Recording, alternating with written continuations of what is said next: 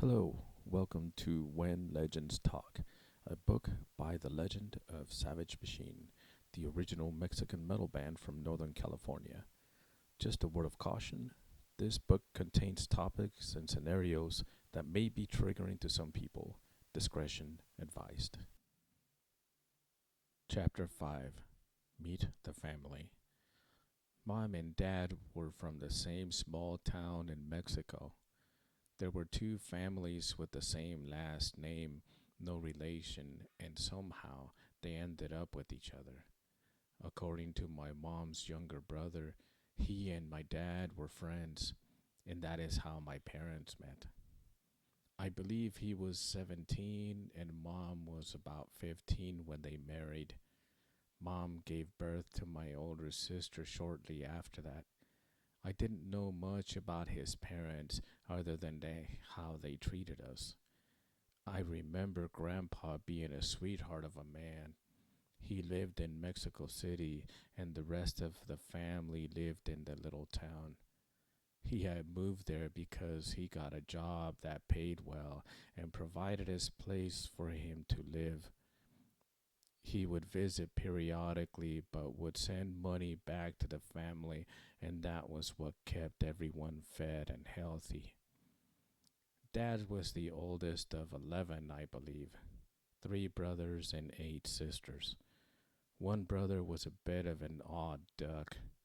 What I remember the most was that he would get these huge worms that grew in the maguey plants, put them in an empty sardine can, and light them on fire while he watched them squirm while his red mustache twitched.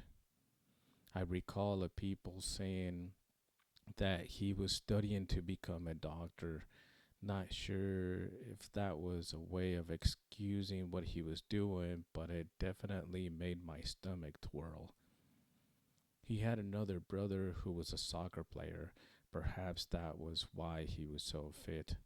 I remember he always had a hard time waking up in the morning, but would sometimes take me with him when he went to play. I liked watching him play because he was a good player and he was nice to me. Dad had another brother who was a wrestler and even wrestled with a few big names of the time like Dr. Wagner. I only remember meeting him once when Dad and I went to a wrestling match and I fell in love with the sport. His wife was also a wrestler and made somewhat of a name for herself as well. Dad's oldest sister was rude and crude. She had no filter on what she said, how she said it, and who she said it to. White lady with green eyes. I don't have any exact moment recollections because they all kind of blend together now.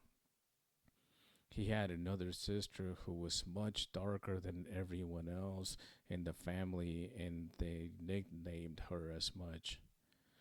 Mexican culture is like that. Someone will notice something you are insecure about and use that to create a nickname for you for the rest of your life. Like if you pooped your pants once as a kid, you became shit for the rest of your life. It's funny, but also brutal. She was married and had moved away to the city. I lived with her for a bit and even remember helping her little daughter learn to walk. Another sister who was also married had a lot of kids whom I can't really remember except for one. I spent a little time with them as well because I would get passed around with the different aunties. She lived in a different but bigger town that was about an hour away. She was married to a man who was the embodiment of typical Mexican toxic masculinity, womanizer, wife beater, drinker, and all that bullshit. There was a set of twin girls that were always fighting with each other but seemed to be the best of friends. It was entertaining to watch. One instance that stuck in my mind, they were arguing and almost came to blows when one of them took off running with the other trailing behind, yelling at her, "No, yas cobarde! Don't flee, you coward!" It was hilarious. There were two other girls that were younger. One was about my age, and I don't remember much about her, but the other was maybe about 14, and she was a sweetheart. She worked so hard and still made time to play with me and her younger sister. Like a normal teenager, she was infatuated with the boy group Menudo. I remember her showing us the picture she had of the band and imitating each of the members and their poses in the picture. We would play in the street and race each other. I was always impressed at how fast she ran. Another auntie I spent time with lived in another town that I can't seem to recall the location of, but still in the same state. She was also married to a man who worked in a tortilla factory. I don't know if he owned it or worked there or his family owned it, but I used to go there with him sometimes. His brother also worked there and took a liking to me. He would talk to me for long periods of time and ask me all kinds of questions, making me feel like I could trust him. Then he would start stroking my hair, saying how pretty it was, and he would get really close to my face because he wanted to get a closer look at my eyes. They seemed to change color in the light, he said. He would tell me I was skinny, but he knew what would make me stronger so I could be a wrestler like my uncle.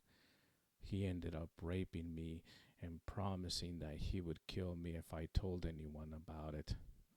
Years later, I became an athlete in particular skills in wrestling and grappling when I returned to Mexico looking for him. To be honest, I was looking for revenge, but I could not find him. I left Mexico with the illness of hatred still festering within.